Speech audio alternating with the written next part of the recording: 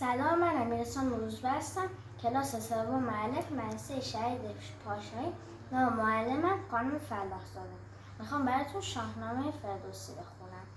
به نام خداوند جان و خرد، که از این برتر اندیشه بر نگذرد. خداوند نام و خداوند جای، خداوند روزیده رهنمای. خداوند کیوان و گردان سپهر، فروزنده ماه و ناهید و مهر.